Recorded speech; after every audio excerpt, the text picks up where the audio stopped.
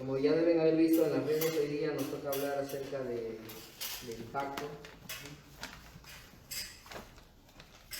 Lamentablemente vivimos en un contexto en el que cuando hablamos de pacto o mencionamos la palabra pacto, se nos viene rápidamente la idea que muchos grupos pseudo cristianos vienen enseñando, ¿no? En primer lugar, de que tú tienes la capacidad de hacer un pacto con Dios, ¿no? Y este pacto se traduce en que tú le pides algo a Dios, ¿no? A cualquier cosa que tú quieras alcanzar, y vienes y depositas una ofrenda especial, $100, $200, no sé, el valor, un equivalente al valor de tu casa. La decisión de Adán. Murió con él. Recordemos de que hay algunas sectas heréticas que enseñan que nosotros no hemos heredado ningún pecado de Adán. Inclusive algunos dicen de que nuestros pecados son por aprendizaje. Nosotros hemos visto a otros pecar y lo hemos replicado y así, ¿no? ¿Recuerdan la famosa frase de Rousseau que dice: el hombre nace bueno, pero la sociedad lo corrompe, ¿no? Esto es completamente falso. Vamos a Romanos capítulo 5, verso 12. A ver, otro voluntario.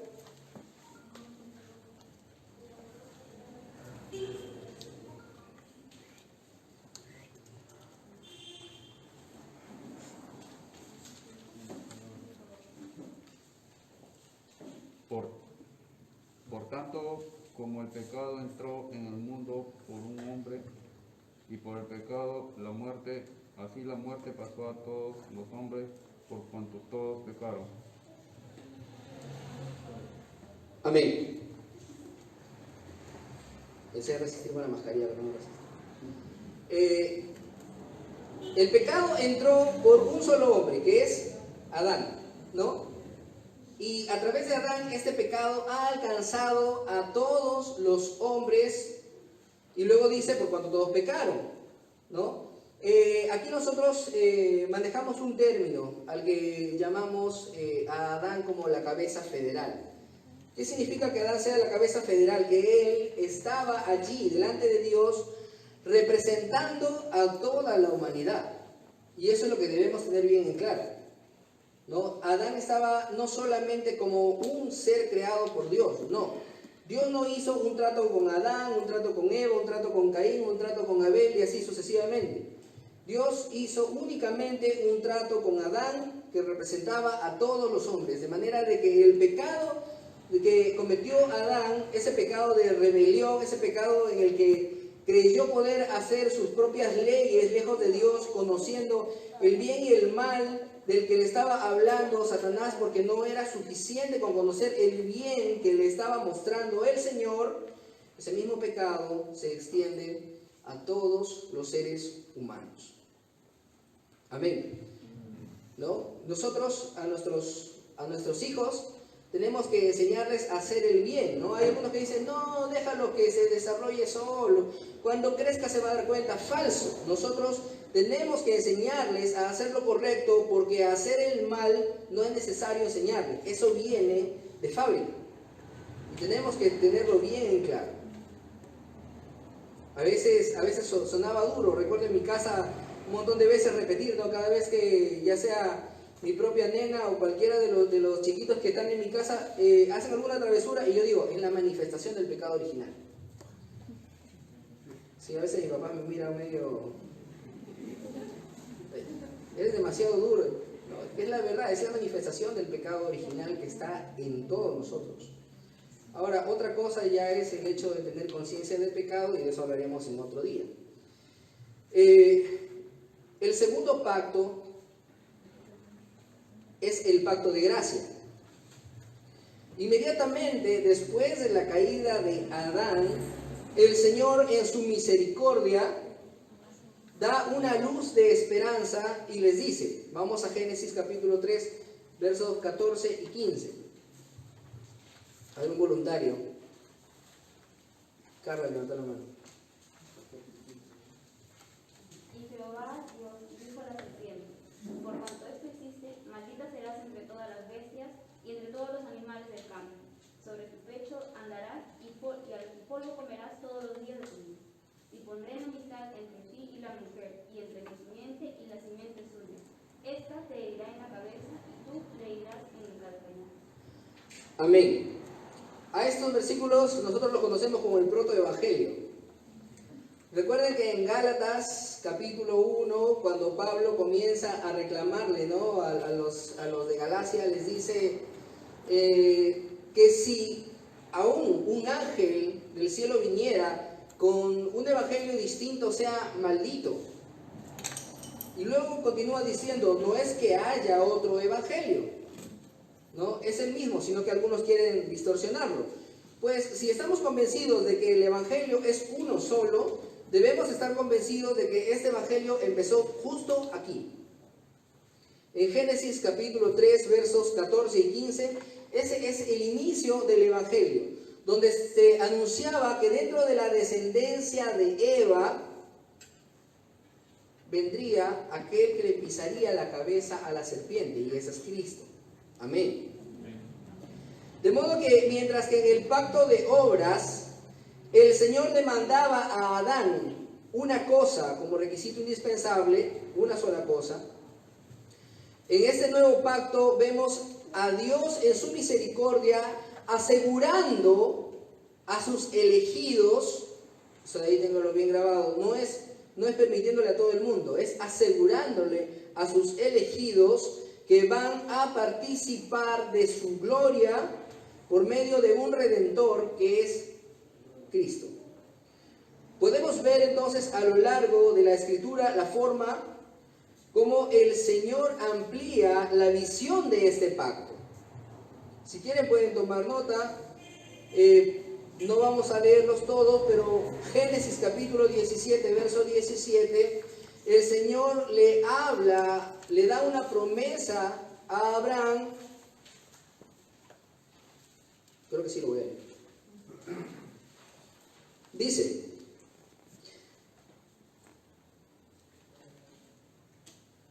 estableceré mi pacto contigo y con tu descendencia como pacto perpetuo por todas las generaciones. Yo seré tu Dios y el Dios de tu descendencia. En Éxodo capítulo 19, verso 5 y en Deuteronomio capítulo 29, verso 17, ese Israel que en primera instancia era la descendencia de Abraham, ¿no?, que precisamente en el pacto que Dios hace con Abraham le dice, ten por cierto que tu descendencia va a ser esclavizada, ¿no?, por 4 generaciones aproximadamente en una tierra extranjera, ¿no? Y luego vemos a José, su bisnieto, ¿no?, siendo vendido a Israel, y por medio de él se cumple la promesa que el Señor le había hecho a Abraham, ¿no? A causa de José, todo Israel, o los hijos de Jacob, fueron a Egipto y fueron sustentados por José, pero luego de muerto José, muerto toda esa generación, muerto el faraón, el siguiente faraón desconoció completamente a los israelitas y los esclavizó. Luego de esto, por medio de Moisés, el pueblo de Israel sale de Egipto y en el camino el Señor hace un pacto en el Sinaí, que es Éxodo capítulo 19, verso 5 que les mencioné, donde el Señor nuevamente les dice, ¿no?, ustedes son mi pueblo y yo soy su Dios. Luego más adelante, Deuteronomio 29, 17, vuelve a repetir este pacto, estas promesas que hace con Israel. El segundo libro de Samuel, capítulo 7, verso 14, ahora vemos más bien el caso de David. David, después de tener muchas victorias, él le dice al profeta Natán, Natán, mira, yo vivo en un palacio de mármol. Sin embargo, el arca del Señor está en tiendas de campaña durante todo este tiempo. No es posible, yo voy a construir un templo. ¿Qué es lo que le dice Natán? Haz lo que tengas en tu corazón, ¿no? Sale Natán y el Señor le habla y le dice, oye, regrésate, habla con David otra vez. Él no me va a construir una casa, yo le voy a construir una casa a él, ¿no? Y esa es la promesa del Señor. Le dice, yo te voy a construir una casa y tu hijo, descendiente tuyo, va a ocupar tu trono y ese trono va a permanecer por siempre. Vemos que Salomón ocupó el trono, pero Salomón murió. ¿A quién se refería? Se refería a Cristo,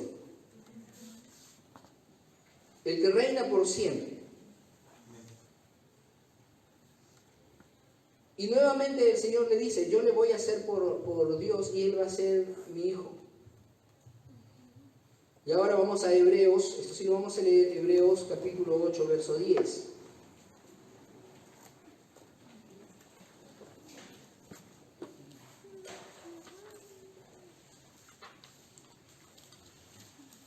Este es el pacto que después de aquel tiempo haré con la casa de Israel, dice el Señor. Pondré mis leyes en su mente y las escribiré en su corazón. Yo seré su Dios y ellos serán mi pueblo. Y a pesar de que dice la casa de Israel, el cumplimiento se estaba dando con la iglesia. Amén. Entonces, vemos, hermanos, que a pesar de que hay muchos pactos a lo largo del Antiguo Testamento, todos esos pactos no eran diferentes pactos, sino que constituían una ampliación de la revelación de Dios respecto al pacto que estaría haciendo por medio de la persona de Jesucristo. Inclusive muchas personas, muchos cristianos incluso, confunden el hecho de que al haber un pacto en el Sinaí donde les da sus testamentos, los mandamientos, ¿no? Ese es el antiguo pacto, que efectivamente es el antiguo pacto que hizo con Israel, ¿no? Y entonces ellos se salvaban por obras. Mientras que después de venido Cristo, todos se salvan muchos inclusive dicen por fe. Se salvan por fe y ellos se salvan, ¿sí? Son inviolables. De manera que en cierto sentido el pacto de obras todavía sigue vigente. ¿Cuántos de ustedes creen que van a poder aprobar el pacto de obras? Ninguno, ¿verdad? Cristo dijo que Él vendría a cumplir toda la ley. Por eso Pablo le llama el segundo Adán. Él vino a cumplir ese pacto de obras. Él lo hizo. Nosotros los que estamos sujetos directamente a este pacto,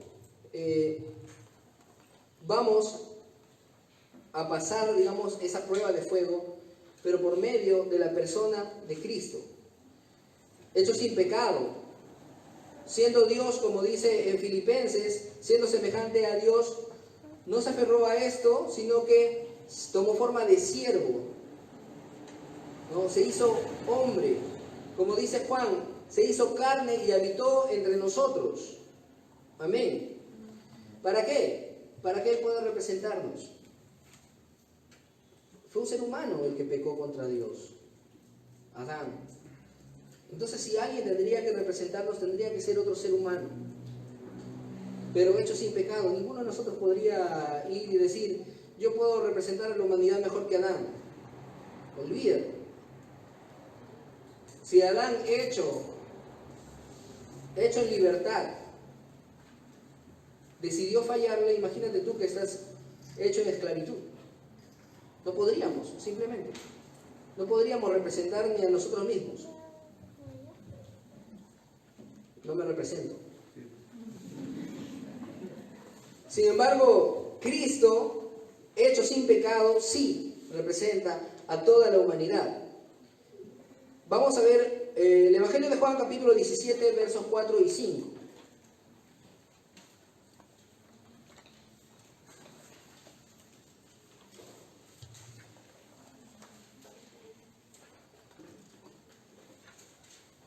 Voluntario. Aniluz.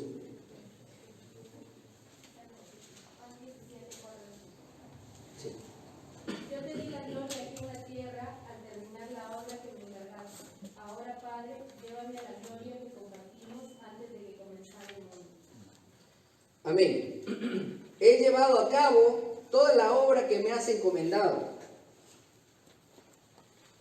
Esa fue la oración final del Señor antes de ser arrestado. Bueno, final es un decir, ¿no? Me refiero a toda la extensión de la oración, porque de ahí oró por sus discípulos y oró por nosotros también. Pero esa oración final la inició de esa manera. Te he glorificado porque he cumplido todo lo que me has mandado. La obra que vino a hacer el Señor no era una obra que salió de la mente de un revolucionario, como algunos quieren hacernos creer. O la obra de un gran maestro que nos ha dejado una obra, un ejemplo, para probar que así como Él pudo cumplir las leyes, nosotros también podemos cumplirlas. Falso. Él vino a cumplir absolutamente toda la obra que Dios le encomendó y de esa manera poder dirigirse al Calvario, donde finalmente nos reemplazó y sufrió, como hemos recitado el credo apostólico. ¿Y qué es lo que dice? Padeció bajo el poder de Poncio Pilato, fue crucificado, muerto, sepultado, y luego ¿qué sigue? Descendió a los infiernos. Y cuando decimos que descendió a los infiernos es porque estamos convencidos de que Él sufrió el infierno, la ira misma de Dios, la ejecución de su justicia que merecemos todos nosotros que deberíamos estar allí en el infierno, porque eso es lo que merecemos. No lo estamos, no lo estaremos por la gracia de Dios, porque Cristo lo sufrió.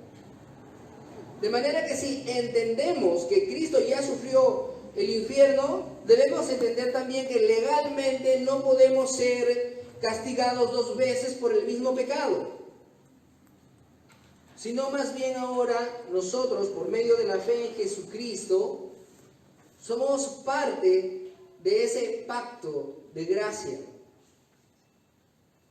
que el Señor ha ejecutado en la persona de Cristo al morir en la cruz.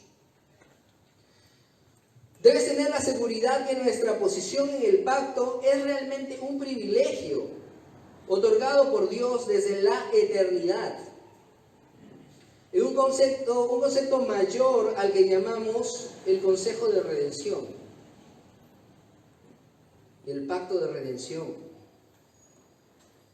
Un acuerdo que se realiza en el seno mismo de la Trinidad, donde el Padre hace ese contrato con el Hijo. El Hijo sería el ejecutor y el Espíritu Santo el que se encargaría de la administración de la redención a cada uno de los escogidos. Pero como les dije al inicio, no vamos a hablar de este punto porque si no nos tomaríamos mucho tiempo. Dios permita que podamos desarrollarlo más adelante, sea en sermón o sea en campus, porque es bastante para hablar de esto. Pero esencialmente quiero que esta mañana te vayas con esta idea, de que tu salvación fue decidida en la eternidad, lo que nosotros entendemos o conocemos como la eternidad pasada. Sabemos que para Dios es una sola eternidad, o sea, no hay distinción, pero para nosotros es eternidad pasada antes de la creación, eternidad futura cuando Cristo regrese. Amén. Así que quiero concluir diciendo, y cuando digo concluir me refiero a que voy a iniciar la última parte. Como dijera el pastor Sugel Michelin, la mentira más grande de un predicador es cuando dice, estoy terminando. ¿No, pastor? 1. Tus obras no te van a salvar. No sigas creyendo que debes primero abandonar tu pecado, 2, alcanzar un nivel mínimo de santidad para entonces venir a Cristo. No te engañes, eso no funciona así. Tienes que venir tal y como eres ante los pies de Cristo y entonces con la ayuda y llenura del Espíritu Santo vas a poder abandonar tu pecado y dirigirte hacia la santidad. Tus pecados no se abandonan ni antes ni fuera del pacto con Dios, sino dentro. Amén. Segundo, si ya eres creyente y formas parte de la comunidad del pacto, como le dice Pablo a los filipenses, compórtate como un ciudadano digno del reino. Pregunta, ¿qué estás haciendo para extender el reino de Cristo? ¿Qué estás haciendo para que los demás elegidos que todavía no se han unido a la comunidad del pacto vengan aquí? ¿Qué estás haciendo? Si no estás haciendo nada, en realidad teme por tu vida.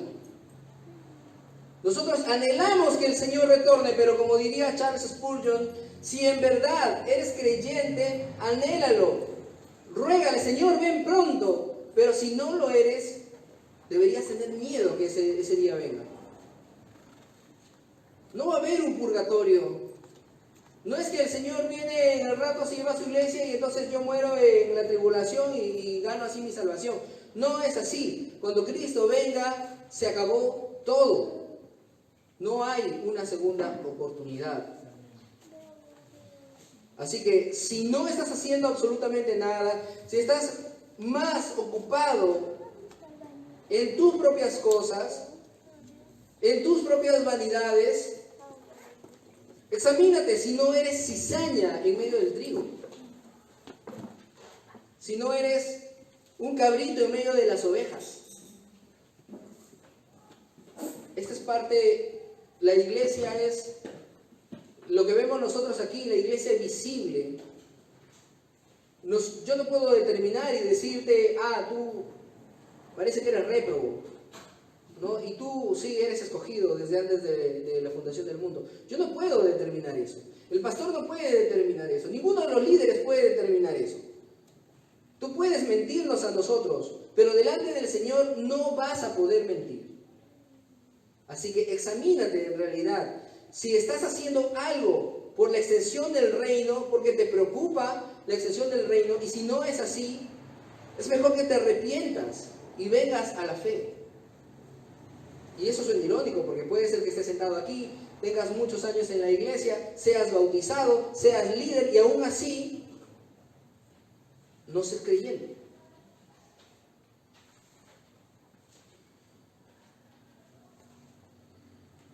Debemos preocuparnos por los que están afuera, corriendo hacia el infierno. Debemos actuar. Actúa. Vive. Y finalmente, para los que tienen hijos, yo tengo una nena de 2 años. Y los que van a tener hijos, ahí está Debbie, dice amén.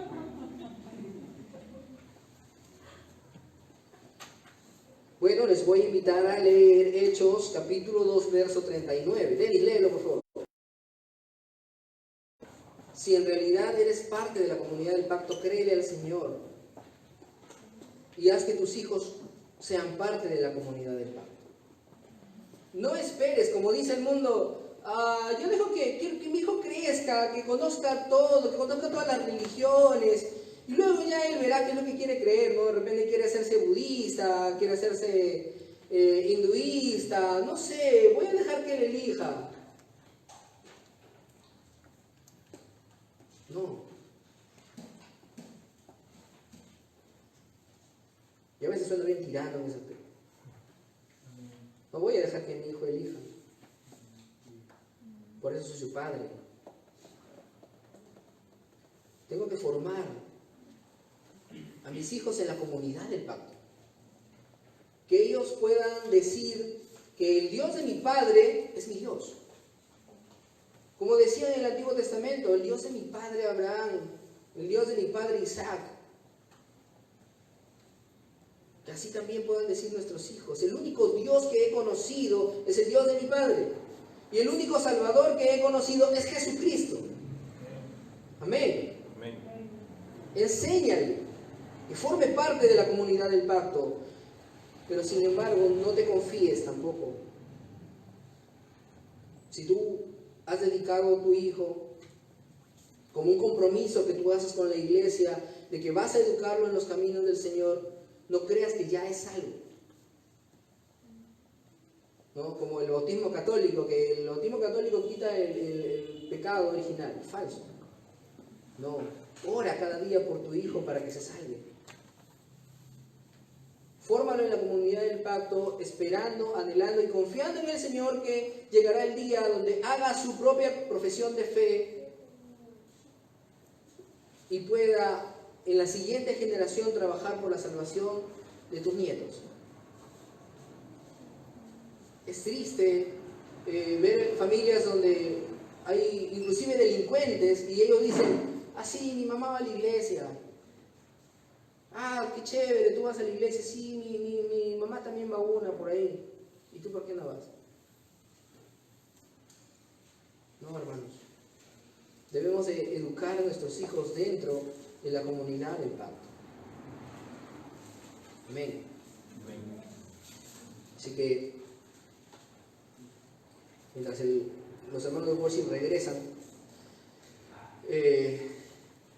yo te voy a invitar a ponerte de pie. Como les digo, este tema es muy, muy amplio. Podríamos seguir hablando más tiempo, pero lo importante es que entiendas que Jesucristo, desde antes de la fundación del mundo, junto con el Padre, ya habían decidido que ejecutarían este plan de redención, este plan de salvación, que se hizo evidente desde Génesis capítulo 2, capítulo 3, hasta el final de Apocalipsis, donde vemos a la ciudad gloriosa descendiendo, la parte final del plan de redención, cuando nosotros estemos con Él por la eternidad. Y lo único que tienes que hacer es creer. Y ojo, esa fe ni siquiera es tuya, es también un regalo de Dios. Aquí el mayor beneficiado en este plan de gracia, en el pacto de gracia, eres tú, creyente. Dios no te necesita, pero te ha creado para su gloria. Así que si estás convencido de que formas parte de la comunidad del pacto, aprendamos a vivir para la gloria de Dios. Oremos. Señor, te damos gracias porque eres bueno.